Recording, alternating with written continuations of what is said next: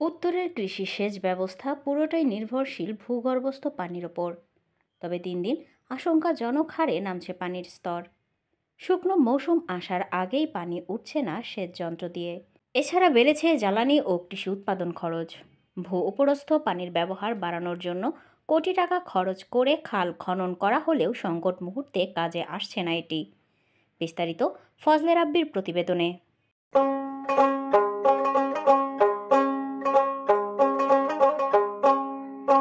দিগন্ত জুড়ে সবুজ খেতে সোনালি ফসলের হাতছানি। আর কিছুদিন পরেই ঘরে উঠবে কৃষকের সোনালি ধান। ফসল সতেজ রাখতে ভূগর্ভস্থ পানি দিয়ে চলছে সেচ কার্যক্রম।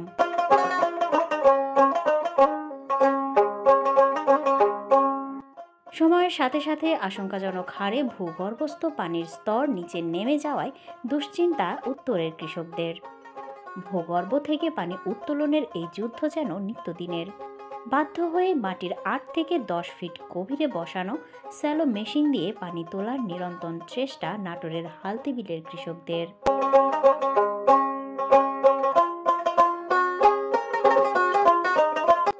পানির স্তর নিচে নেমে যাওয়ায় বাড়ছে জ্বালানি ও কৃষি উৎপাদন খরচ।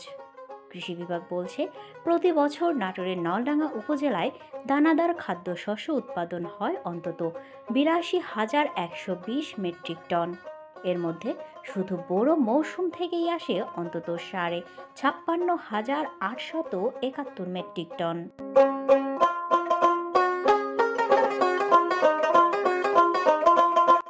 উত্তরের খাদ্য ভাণ্ডার হালতিবিল থেকে বেশিরভাগ পানি উত্তোলন করা হয় গভীর, অগভীর এবং ডিজেল চালিত সেচ যন্ত্রের মাধ্যমে। ১ কেজি ধান উৎপাদনে পানির প্রয়োজন হয় ১,০০০ থেকে ১,৫০০ লিটার পর্যন্ত।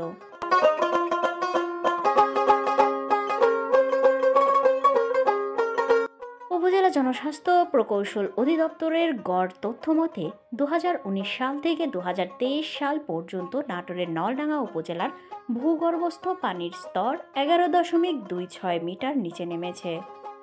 ২০১৯ সালে এই স্তর ৭.১৮ মিটার, ২০২০ সালে ৮.২৩ মিটার, ২০২১ সালে ৯.৫৯ মিটার, ২০২২ সালে ১০.৪৪ মিটার এবং ২০২৩ সালে ১১.২৬ মিটার পানির স্তর নিচে নেমেছে।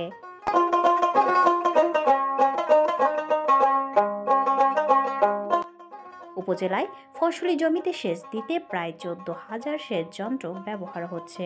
খোঁজ নিয়ে জানা যায়, গত কয়েকদিন ধরে তাপমাত্রা বৃদ্ধির কারণে গরমে অতিষ্ঠ হয়ে পড়েছে মানুষ।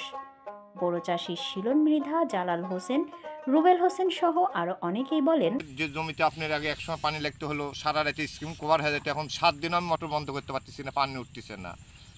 আমাদের পানির লেয়ার উঠতেছে না। এই ৫ ইঞ্চি পাইপ, সে পাইপ দেওয়া সারা রাতে সারা দিনে ৩ বিঘা ৪ বিঘা জমি হচ্ছে না। আমার ১৭-১৮ বিঘা জমি, আমি জমিগুলো কভার করব কি করে? আমরা তো দিশাহারা হয়ে গেলাম। প্রতি বছর যে পরিমাণ পানি পাই বিল থেকে লেয়ার পানির থাকে সেই পরিমাণ এবারটা নাই।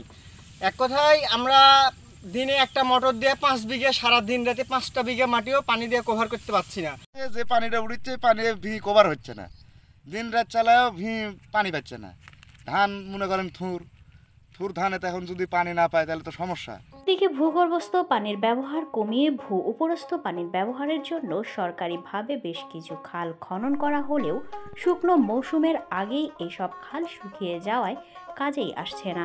দিন দিন অস্বাভাবিকভাবে ভূগর্ভস্থ পানির স্তর নিচে নেমে যাওয়ার কারণে হালতেবিলে এভাবেই ৮ থেকে ১০ ফুট নিচে নামিয়েছে কৃষকেরা। এরপর সেখান থেকে পানি তুলে সেচ ব্যবস্থাপনা করছেন তারা। এত পরিমাণে পানি সেচ দিচ্ছে প্রথম থেকেই, কিন্তু জমিতে পানি কখনো দাঁড়াচ্ছে না। মানে পানি দেওয়ার সঙ্গে সঙ্গে ১২ ঘন্টার মধ্যে আর পানি জমিতে থাকতেছে না। এই অবস্থায় এবারকার কৃষক খুবই কষ্টে আছে। খালে মাছ চাষ করার কারণে, পানি শুকানোর কারণে আমাদের ধান সেচের সময় পানি পাওয়া যায় না, কৃষকে পানি পায় না। জোর দখলভাবে খাল দখল নিয়ে খাওয়ার কারণে আমরা পানি পাই না, ধান সেচতে পারি না, এজন্য আমাদের অনেক ক্ষতি হয়। ভূগর্ভস্থ পানির ওপর নির্ভরশীলতা বাড়ার কারণে এই অঞ্চলে কৃষি ও জীবন ব্যবস্থাপনায় ব্যাপক পরিবর্তন এসেছে। তাই ভূগর্ভস্থ পানি ব্যবহার কমিয়ে ভূ উপরস্থ পানির কিভাবে ব্যবহার করা যায় এবং সেচ ব্যবস্থাপনায় পরিবর্তন আনার জন্য তাগিদ দিচ্ছেন কৃষি বিশেষজ্ঞরা। উপজেলায় ভূগর্ভস্থ যে পানি, সেচের পানি আছে, সেই পানিটা সংরক্ষণ করার জন্য আমরা কৃষকদের প্রতিনিয়ত উদ্বুদ্ধ করছি, যাতে করে তারা ভূগর্ভস্থ পানি সর্বনিম্ন পর্যায়ে বা যৌক্তিক পর্যায়ে ব্যবহার করে, অতিরিক্ত পরিমাণে পানি যাতে ব্যবহার না করে, এবং খরা মৌসুমে, বিশেষ করে খরিফ এক মৌসুমে, যাতে করে আমাদের পানি পর্যাপ্ত সরবরাহ পায় কৃষকরা। সেজন্য বিএডিসি এবং বিএমডি কর্তৃক যে খালগুলো খনন করা রয়েছে, সেই খালে যেন পর্যাপ্ত পানি ধরে রাখা যায় এবং এই পানি যেন কৃষকরা তাদের কৃষি কাজে অর্থাৎ সেচের কাজে ব্যবহার করতে পারে, এই বিষয়টি তদারকি করার জন্য আমি বিএমডি এবং বিএডিসি ঊর্ধ্বতন কর্তৃপক্ষের সাথে কথা বলবো। পাশাপাশি আমরা পানি যেন যৌক্তিকভাবে সেচে ব্যবহার করা যায়, এই জন্য আমরা প্রত্যেকটি ফসলে এখন AWD পাইপের ব্যবহার করছি। AWD পাইপ অত্যন্ত আধুনিক একটি প্রযুক্তি, যার মাধ্যমে স্বল্প পানি খরচ করে ফসল উৎপাদন করা সম্ভব হচ্ছে।